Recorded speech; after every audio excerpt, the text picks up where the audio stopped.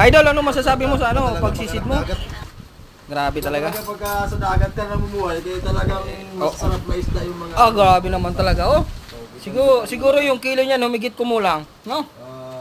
Sa mga ano to, pinsing di pa. Pinsing di pa, no? Hindi pa siya sa ano ko. Sabog na natin ako, pinsing. Kita mo, ipakita mo kaibigan yung armas na ginamit para sa pagsisid. Napakatindi ba eh? Pag ano mo siya. Oo. Brahma na to. Saan na ito ginawa nung? Thailand ba to? Thailand. Thailand. Grabe naman talaga. Paano guys, sa pinutol ko kasi yung video ko kanina, alam mo naman, syempre, kailangan mo mag-enjoy. Bago ko i-inform sa inyo, ito, surara ba yan? Surara? Surara. Suraha.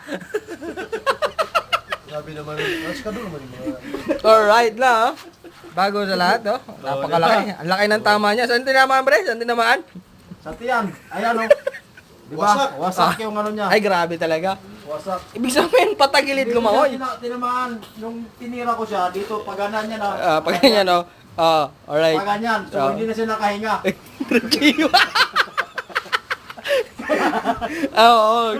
Napakaganda pala na. Pinana ko yan. Yan. Alright. Lumapis ngayon yung ano, Dito. gumanyan. Oo. Na ano yung ano niya, kaya namatay siya. Oo. Tapos, ang kinaganda nun, diretso lagay kamatis ba? Guys, tinamaan ni Upim. Alright. Nililigawan niya, di talaga. Napakaganda. Napakalaki talaga yung surara na sinasabi na to. Surara o surawa. Basta isda. Surara. Papasalamat ako kahit papaano kahit naubos yung oras namin dito may nakuha talaga. Alright, no? Sige, puputulin ko muna dahil ito nagluluto yung ating may-ari ng resort. Boss!